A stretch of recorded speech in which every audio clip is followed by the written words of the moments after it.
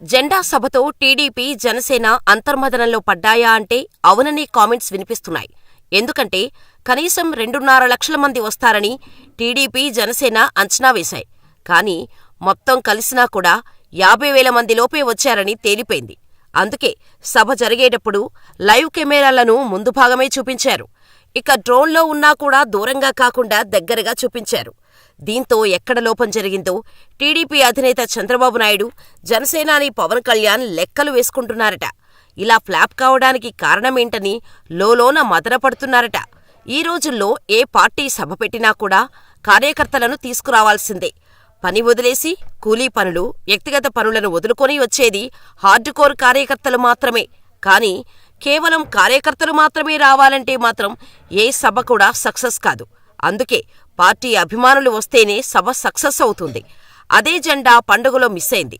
2 పార్టీల ఉమ్మడి సభకే ఇంత తక్కువగా వస్తే తరువాత పరిస్థితి ఏంటని భయపడుతున్నారట టీడీపీ అధినేత. పైగా ఈ సభలో జనసైనికులే ఎక్కువగా వచ్చారు. ముందుగా జెండాలను చూస్తేనే అర్థమవుతుంది, అంతా జనసైనికుల హంగామానే.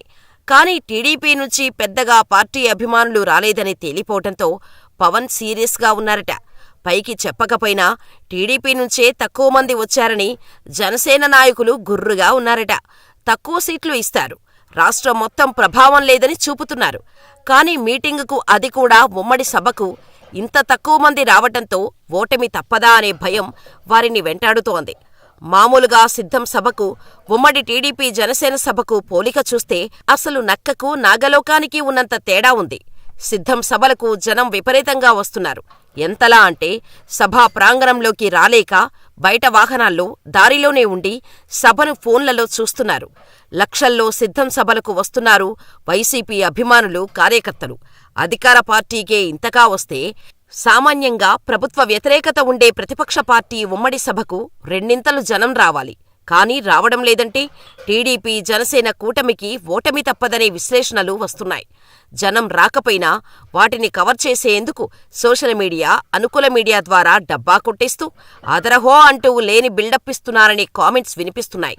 మరోవైపు పవన్ కళ్యాణ్, చంద్రబాబు నాయుడు బూతులు తిడుతున్నా కూడా వ్యూహాత్మకంగా ఓపికతో ముందుకెళ్తున్నారు వైఎస్ జగన్. వరుసగా రైతు భరోసా నుంచి విద్యాదీవెన వరకు నిధులు విడుదల చేస్తున్నారు సీఎం జగన్. ప్రతిపక్ష నేతల కూతలను పట్టించుకోకుండా తన పని తాను చేసుకుంటూ వెళ్తున్నారు. తమకు ప్రజలు ఎందుకు ఓటేయాలో చెబుతూ వ్యూహాత్మక ప్రచారం చేస్తున్నారు జగన్. ఒకవైపు సంక్షేమం, మరోవైపు పాలనా పరుగులు, రెండిటిలోనూ దూకుడుగా వెళ్తున్నారు. ప్రతిపక్ష నేతలపై చంద్రబాబు, పవన్ కళ్యాణ్ తిట్టడమే కాని తమకు ఎందుకు ఓటేయాలి, తాము ఏం చేస్తామనే విషయం స్పష్టంగా చెప్పకుండా డొంక తిరుగుడు రాజకీయాలు చేస్తున్నారనే విమర్శలు జనంలో వినిపిస్తున్నాయి. ఇక తాడేపల్లిగూడెం సభ తేలిపోవటంతో కొత్త ఎత్తుగడలకు తెరలేపుతున్నారు. తొందరగా బీజేపీ అగ్రనేతలు దయతలచి పొత్తుకు వస్తే మోడీ చరిష్మాను ఉపయోగించుకోవచ్చనే ఎత్తుగడలు వేస్తున్నారు. కానీ మోడీకి మాత్రం గెలవని టీడీపీ వెంట పరిగెత్తడం దండగా అనే మూడ్లో ఉందట. కానీ పవన్ కళ్యాణ్ మాత్రం మీరు మాతో రావాల్సిందేనని బీజేపీ మీద ఒత్తిడి తెస్తున్నారు. వారి కోసమే 10 సీట్లు తగ్గించుకున్నారు జనసేనాని. 2014లో 3 పార్టీలు కలిస్తే గెలిచాం కాబట్టి ఆ సెంటిమెంట్ రిపీట్ అవుతుందన్న ఉద్దేశంతో చంద్రబాబు, పవన్ కళ్యాణ్లు కాస్త కరుణించమని ఢిల్లీ కమలం పెద్దలను బతిమిలాడుకుంటున్నారు. జెండా సభ ఫెయిల్ కావటంతో వైసీపీకి మరింత జోష్తో పాటు కాన్ఫిడెన్స్ కూడా వచ్చింది.